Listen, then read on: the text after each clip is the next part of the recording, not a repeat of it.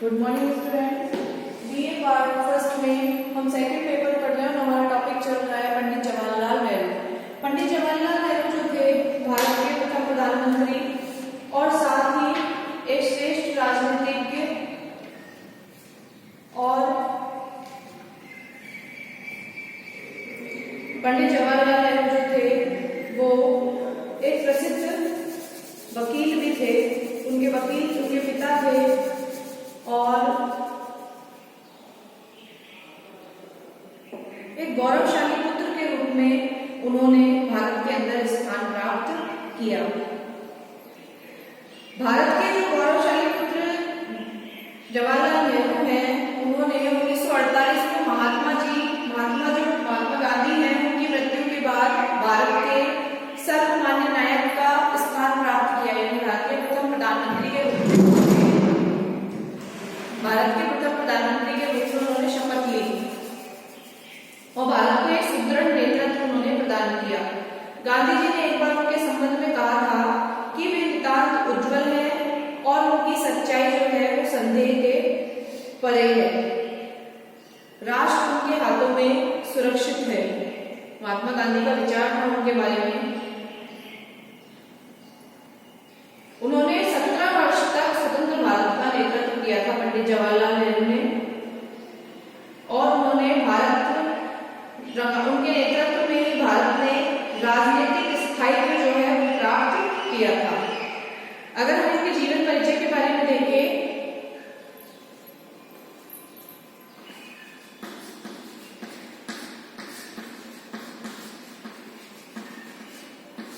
जवाहरलाल नेहरू का जीवन परिचय, इनका जो जन्म हुआ था 14 नवंबर 1889 में हुआ था इनका जन्म। इनके पिता का नाम मोतीलाल नेहरू था और माता का नाम स्वर्गीय रानी। मोतीलाल नेहरू जो थे वो वकालत में उन्होंने बहुत धन अर्जित किया था और गांधी जी के संपर्क तथा राष्ट्रीय आंदोलन में प्रवेश के पूर्व जो है उनका जीवन विलासिता का जीवन था। जवाहरलाल नेहरू का जो बचपन है वो आनंद भवन के वैभव और विलास में बीता था।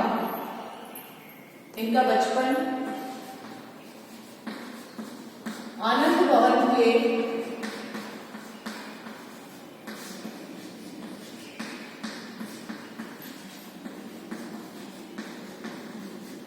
वैभव में विलासिता में बीता।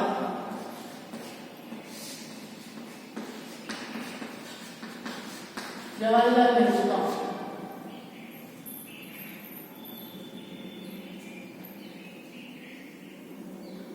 इनका जन्म जो है इलाहाबाद में हुआ था,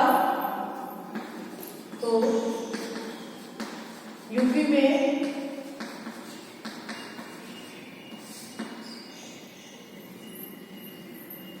जवाहरलाल नेहरू जो है वो प्रारंभ से ही गंभीर और चिंतनशील नजर आने लगे थे। 16 वर्ष की आयु तक उनकी शिक्षा और अध्ययन जो है वो घर पर ही हुआ था। फिर उन्होंने 1905 में इंग्लैंड के प्रसिद्ध हैरो स्कूल में उन्हें भर्ती कराया गया और स्कूली शिक्षा समाप्त करके 1907 में उन्होंने ट्रिनिटी कॉलेज कैम्ब्रिज में उन्होंने प्रवेश किया। विज्ञान में ऑनर्स की परीक्षा उत्तीर्ण करके वे वकालत की शिक्षा के लिए लंदन चले गए और 1912 में उन्होंने बैरिस्ट्री की परीक्षा प्राप्त की। पंडित जवाहरलाल नेहरू जो थे वो अपने पिता मोतीलाल नेहरू की तरह ही उन्होंने वकालत की शिक्षा प्राप्त की, एक श्रेष्ठ वकील थे।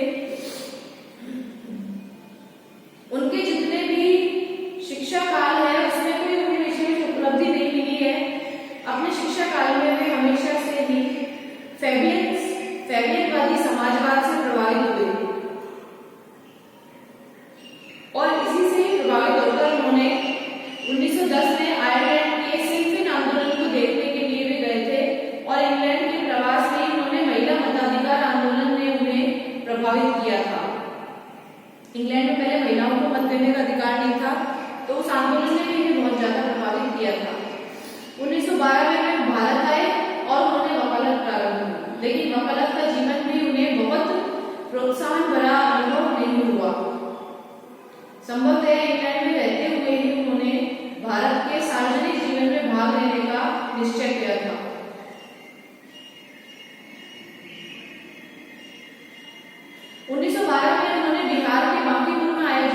कांग्रेस अधिवेशन है उसके प्रतिनिधि के रूप में भाग लिया था। जब जवाहरलाल नेहरू जो है वो अपनी आत्मकथा लिखते हैं, इस अहिंसात्मक आंदोलन का जो विवरण है वो उसी में उन्हें मिला और उससे वो प्रभावित भी हुए। जो दक्षिण अफ्रीका में महात्मा गांधी ने जो आंदोलन चलाया था रंगभेद नीति के विरुद्ध, उस रंगभेद नीति के विरुद्ध चलाए हुए आंदोलन का उल्लेख पढ़ करके पंडित जवाहरलाल नेहरू के ऊपर बहुत प्रभाव पड़ा। वो उस आंदोलन से बहुत ज्यादा प्रभावित हुए। असहयोग आंदोलन में महात्मा गांधी का उन्होंने 1920 में साथ दिया और जेल भी गए। जब असहयोग आंदोलन समाप्त हो गया था, जब 1922 के अंदर जब चोरी चोरा कांड हत्याकांड हुआ था, जब पुलिस थाने को जला दिया गया था और असहयोग आंदोलन जो गांधी जी ने एक हिंसात्मक आंदोलन चलाया था, जब उसमें हिंसा आ गई थी तो फिर जवाहरलाल नेहरू के ऊपर इसका बहुत प्रभाव पड़ा और उनको गांधी जी के साथ जेल की यात्रा भी करनी पड़ी थी और वो कई बार जो है पंडित जवाहरलाल नेहरू जेल भी गए राष्ट्रीय आंदोलन में। 1927 के अंत तक में कांग्रेस के यौवन उत्साह विद्रोह के प्रतीक बन गए थे। अब उन्होंने औपनिवेशिक स्वराज से आगे बढ़कर देश के लिए पूर्ण स्वराज को अपना लक्ष्य बना लिया था और इसी आधार पर उन्होंने नेहरू रिपोर्ट की आलोचना की और सन 1928 में उन्होंने इंडिपेंडेंस लीग की स्थापना की। तो इस तरह से गांधी जी के द्वारा संचालित जो सविनय अवज्ञा आंदोलन 1930 से 34 में चलाया गया, उसमें भी वो अग्रणी रहे थे और भूकंप पीड़ितों की उन्होंने 1936 में बिहार में बहुत ज्यादा सेवा की थी। 1942 में वो शिमला सम्मेलन में सम्मिलित हुए और 1942 में भारत छोड़ो आंदोलन में उन्होंने भाग लिया था। 13 दिसंबर 1946 को संविधान सभा में उद्देश्य प्रस्ताव उन्होंने प्रस्तुत किया था। 13 दिसंबर 1946 को उद्देश्य प्रस्ताव प्रस्तुत किया था इन्होंने पंडित जवाहरलाल नेहरू ने।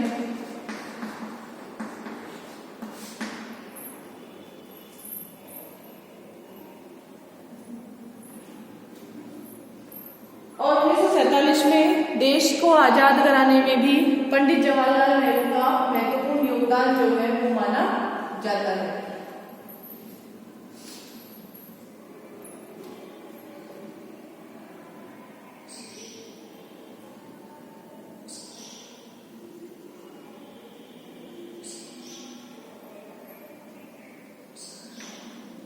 गांधी जी के बाद पंडित जवाहरलाल नेहरू जो थे वो सबसे ज्यादा लोकप्रिय नेता थे और गांधी जी का जो स्नेह और विश्वास जो था वो बहुत ज्यादा इन्हें नेहरू जी को प्राप्त था।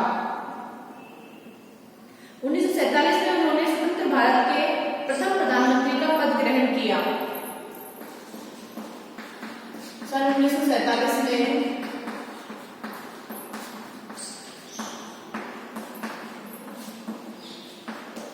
स्वतंत्र भारत के प्रथम प्रधानमंत्री का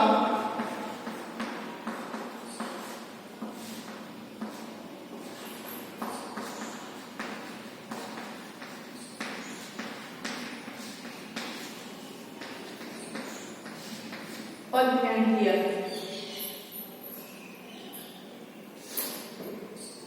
27 मई 1964 ईस्वी को देहावसान तक वे इस पद पर बने रहे, यानी अपनी मृत्यु तक वे इसी पद पर बने रहे।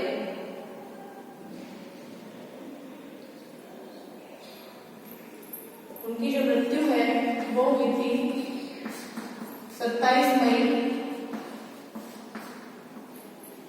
1964 तक वे अपने देहावसान तक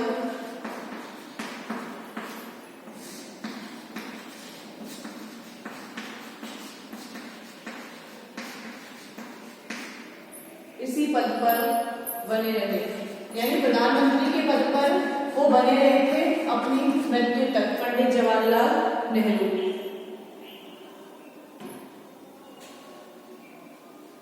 सरदार पटेल की मृत्यु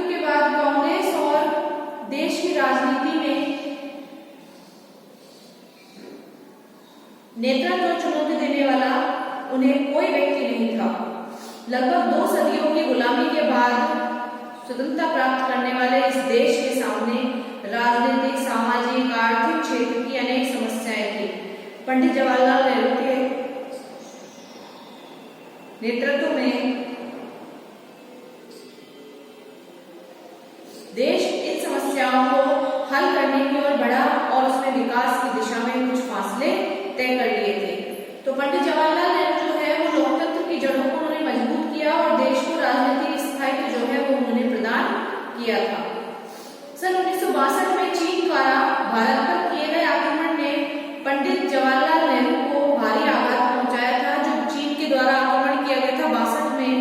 लेकिन जन समर्थन के आधार पर वे इस आघात को झेल गए और चीन की चुनौती ने नेहरू को सबसे अधिक यथार्थवादी भी बना दिया था। पंडित जवाहरलाल नेहरू को एक यथार्थवादी के रूप में देखा जाता है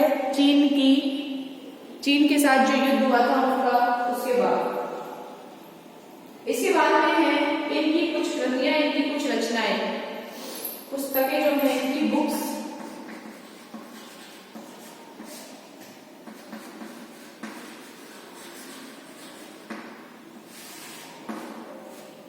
तो पंडित जवाहरलाल नेहरू की जो सबसे प्रसिद्ध पुस्तक थी वो थी उनमें से विश्व इतिहास की झलक 1934।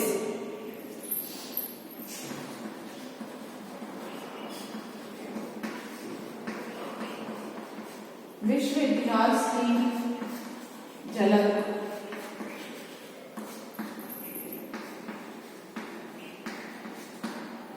इसके बारे में भारत की एकता और भारत की खोज।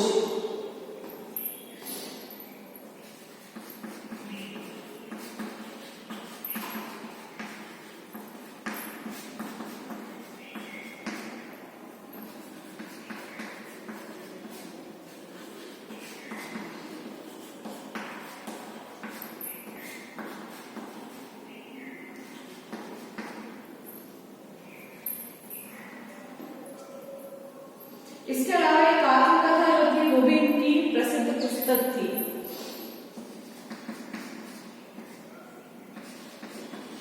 आत्मकथा यह आई थी 1936 में।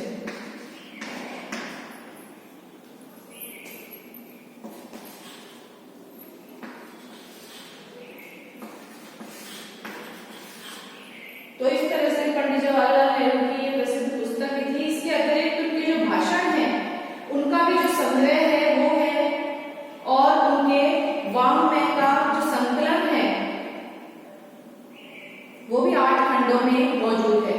तो इन पुस्तकों में पंडित जवाहरलाल नेहरू के आर्थिक विचार, सामाजिक विचार, राजनीतिक विचार, इन सब देखने का हमें मौका मिलता है और इन पुस्तकों के आधार पर भी नेहरू के विचार और दर्शन को समझा जा सकता है। तो पंडित जवाहरलाल नेहरू के विचार और दर्शन को जो समझना है वो इनकी पुस्तकों के आधार पर भी समझा जा सकता है।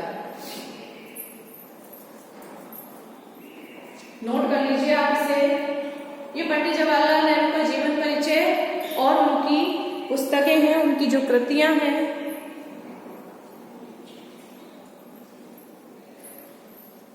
पंडित जवाहरलाल नेहरू देश के प्रथम प्रधानमंत्री, एक श्रेष्ठ राजनीतिज्ञ, देश को एक उज्जवल नेतृत्व देने वाले प्रथम व्यक्ति थे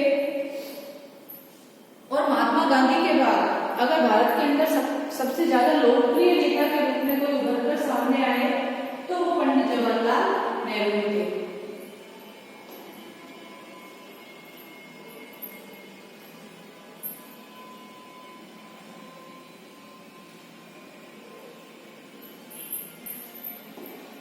इसके बाद नेहरू के विचारों पर प्रभाव कि पंडित जवाहरलाल नेहरू के विचारों पर सबसे ज्यादा प्रभाव जो है वो किसका पड़ा है।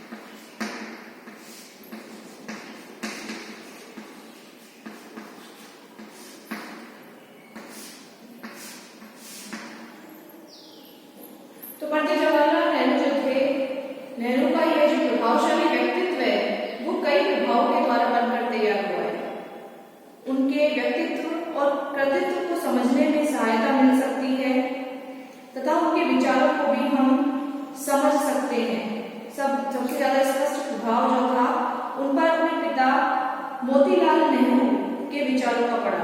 पंडित जवाहरलाल नेहरू जो थे वो परिवार में अगर उनका घर में अगर किसी का उनके ऊपर प्रभाव पड़ा तो वो उनके पिता मोतीलाल नेहरू थे।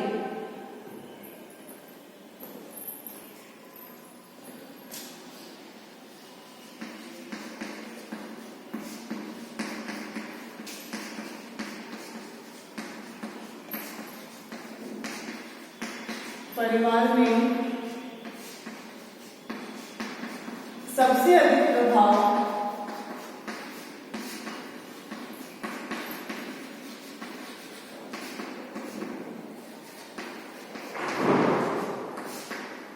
उनके पिता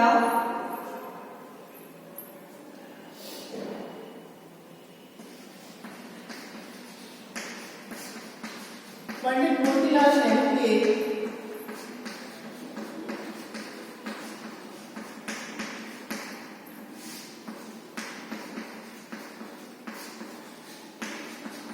विचारों का पड़ा।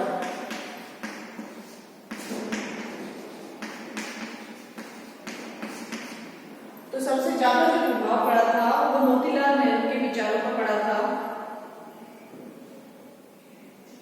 यदि यह कहा जाए तो कोई अतिशयोक्ति नहीं होगी कि नेहरू जो थे वो अपने पिता के पुत्र थे और उनके विचारों का ही उनके ऊपर सबसे ज्यादा प्रभाव पड़ा था, जबकि गांधी जी जो थे वो अपनी माता से ज्यादा प्रभावित थे, पिता की बजाय माता से प्रभावित थे, और पंडित जवाहरलाल नेहरू जो थे वो अपने पिता से प्रभावित थे।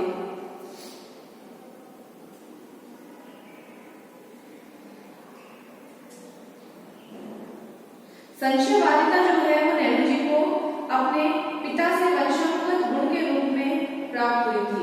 जो संशयवादिता थी वो उन्हें अपने पिता से विरासत में मिली। यद्यपि उनके राजनीतिक विचार जो थे वो पिता से अलग थे, फिर भी उनके व्यक्तित्व पर पिता के व्यक्तित्व की गहरी छाप थी।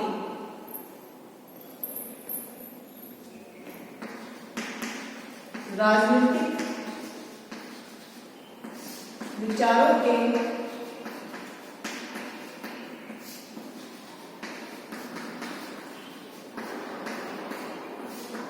भिन्न होने के कारण भी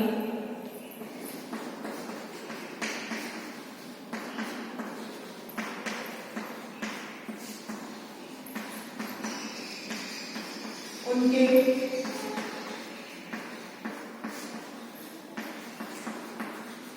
पिता के व्यक्तित्व की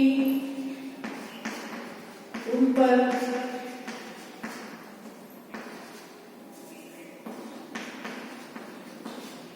गहरी छाप थी।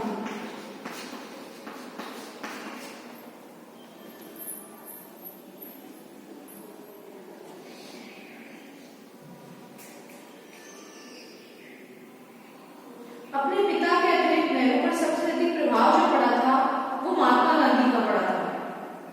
यानी पिता के बाद जो सबसे ज्यादा प्रभाव पड़ा वो गांधी जी का था।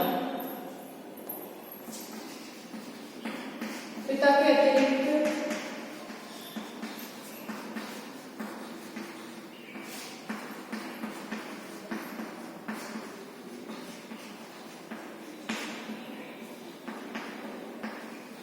नेहरू जी पर गांधी जी का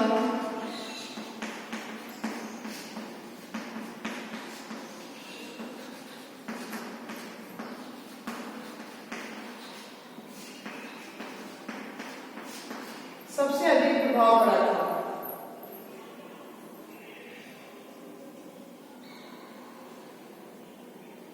यदि ये कहा जाए तो कोई अतिशयोक्ति नहीं होगी कि नेहरू जो है वो अपने पिता के पुत्र थे, जबकि गांधी जो थे वो अपनी माता से अधिक प्रभावित थे।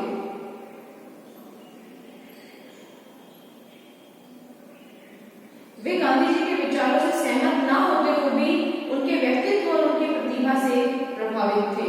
उनकी कार्य प्रणाली को भारतीय संदर्भों में वो ठीक से मानते थे। क्रांति लाने के गांधी जी के जो अहिंसात्मक तरीके थे, नेहरू जी उनसे सबसे ज्यादा प्रभावित हुए और उनकी विचारधारा पर गांधी जी की स्पष्ट छाप थी। उनका जो मानवतावाद था वो गांधी जी से बहुत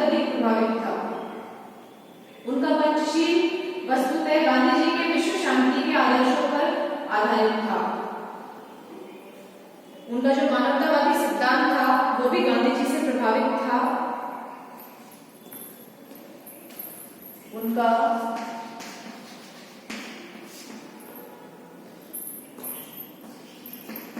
मानवतावाद व पंचशील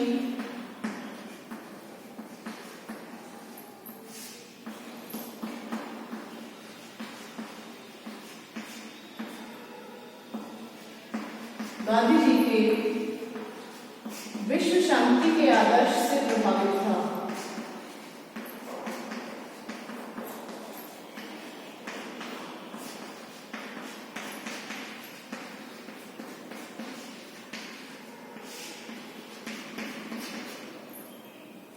कि मानवतावाद और पंचशील जो है वो गांधी जी के विचारों से भी सबसे ज्यादा प्रभावित था।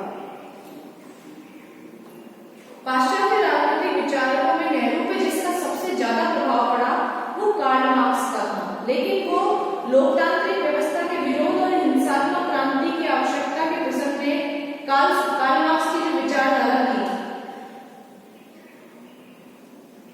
उससे सहमत नहीं थे।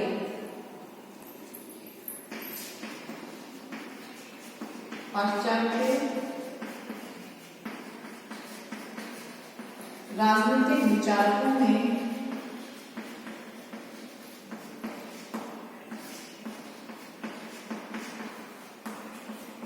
उन पर कार्ल मार्क्स का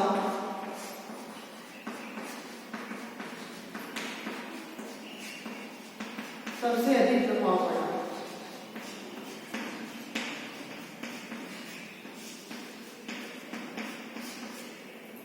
लेकिन मार्क्स के जो लोकतंत्र के जो विरोधी था मार्क्स और हिंसात्मक क्रांति की आवश्यकता से वो, लेकिन मार्क्स के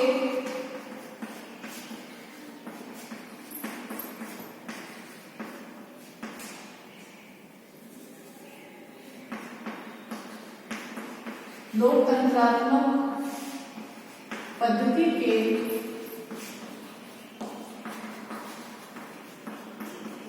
विरोधी व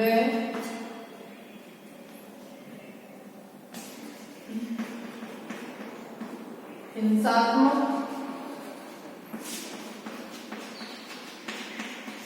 सामाजिक परिवर्तन की विचारधारा के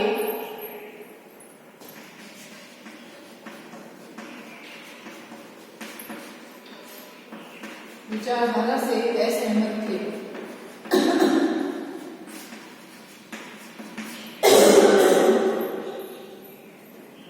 इसके अलावा उन पर श्रीमती एनी बेसेंट अपने शिक्षक ब्रूक्स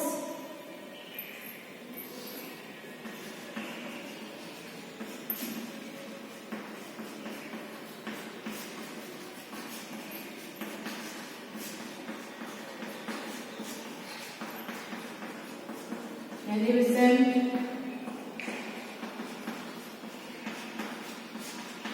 अपने शिक्षक ब्रूक्स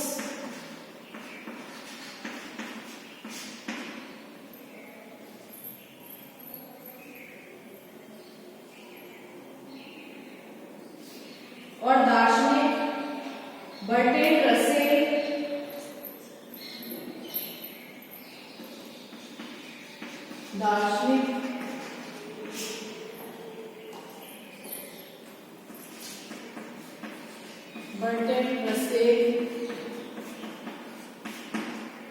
स्पेंसर, इसके अलावा जो थे can't, Einstein,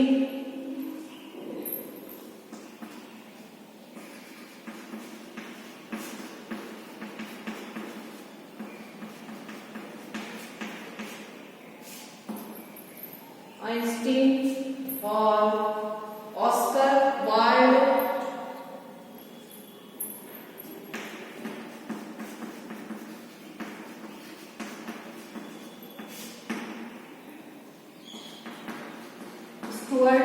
mill, John Stuart Mill जो थे, जो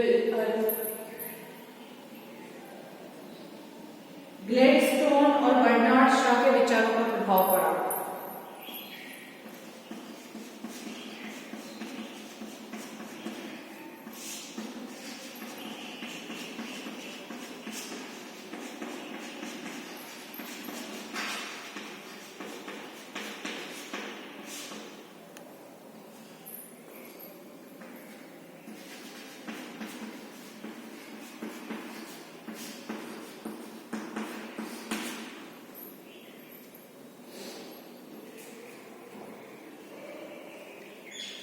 मानवतावाद पर गांधी के अतिरिक्त रविन्द्रनाथ टैगोर का विचार भी, उन विचारों का प्रभाव भी उन पर दृष्टिगोचर होता है कि मानवता के ऊपर गांधी के अलावा जो रविन्द्रनाथ टैगोर है उनका भी उनके ऊपर बहुत ज्यादा प्रभाव पड़ा था।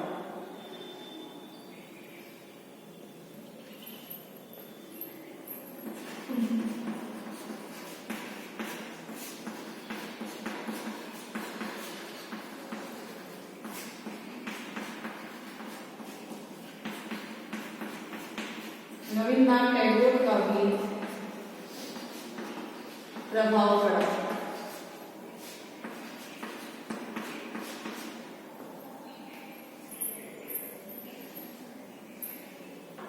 इसके अलावा नेहरू को गौतम बुद्ध, ईसा के सत्य अहिंसा के उपदेशों ने प्रभावित किया।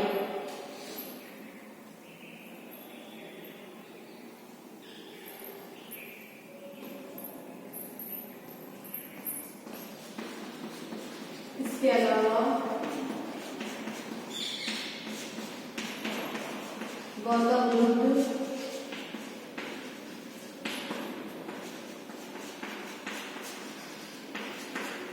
ईसा के उपदेश व भगवत गीता के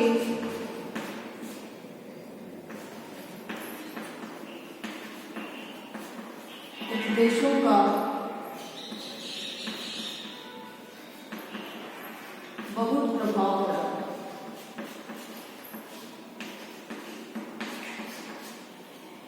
गीता के उपदेशों, भगवत गीता आदि का भी उनके ऊपर बहुत ज्यादा प्रभाव पड़ा।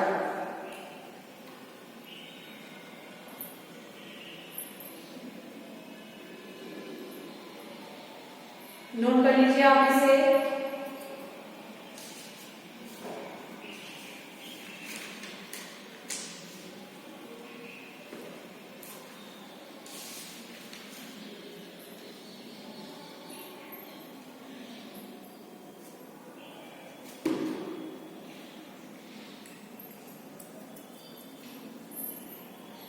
पंडित जवाहरलाल नेहरू के विचारों को हम पढ़ रहे हैं और जवाहरलाल नेहरू के विचारों पर सबसे ज्यादा किन किन का प्रभाव पड़ा ये हमने पढ़ा कि अपने पिता का, पंडित जवाहरलाल नेहरू जो है उनके ऊपर सबसे ज्यादा प्रभाव पड़ा। नेहरू जी को उनके पिता का भी पुत्र कहा जाता था। जैसे महात्मा गांधी के ऊपर सबसे ज्यादा प्रभाव उनके माता के आदर्शों का पड़ा, विचारों का पड़ा, उसी प्रकार से नेहरू जी पर सबसे ज्यादा प्रभाव जो था वो अपने पिता मोतीलाल नेहरू के विचारों का पड़ा था। और दूसरे नंबर पर यदि उनके पिता के बाद किसी का प्रभाव उनके ऊपर पड़ा तो वो थे महात्मा गांधी। महात्मा गांधी के विचारों का उनके ऊपर सबसे अधिक प्रभाव पड़ा था। गांधी जी के व्यक्तित्व का प्रभाव पड़ा था।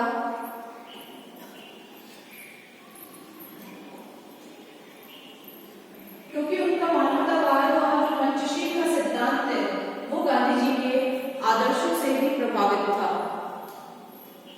और अगर पाश्चात्य राजनीतिक विचारकों की बात करें तो कार्ल मार्क्स के विचारों का सबसे ज्यादा प्रभाव पड़ा। और लेकिन कार्ल मार्क्स के सारे विचार नेहरू जी को पसंद नहीं थे। उनके जो लोकतंत्रात्मक पद्धति के विरोधी होने का जो मार्क्स का विचार था, लोकतंत्र विरोधी होने का जो विचार था, और साथ ही समाज में हिंसा के आधार पर परिवर्तन होते हैं, इस बात के भी वो घोर विरोधी थे। इसके अलावा अपने शिक्षक ब्रुक्स, दार्शनिक Bertrand Russell, Spencer, Kant, Einstein, Oxford, Stuart Mill, Gladstone, Bernard Shaw, इन सब के विचारों का उनके ऊपर प्रभाव पड़ा। मानवता में रविंद्रनाथ टैगोर का भी उनके ऊपर प्रभाव पड़ा। इसके अलावा गौतम बुद्ध, ईसा के उपदेश और भगवत गीता के उपदेशों का भी पंडित जवाहरलाल नेहरू के ऊपर बहुत अधिक प्रभाव पड़ा था।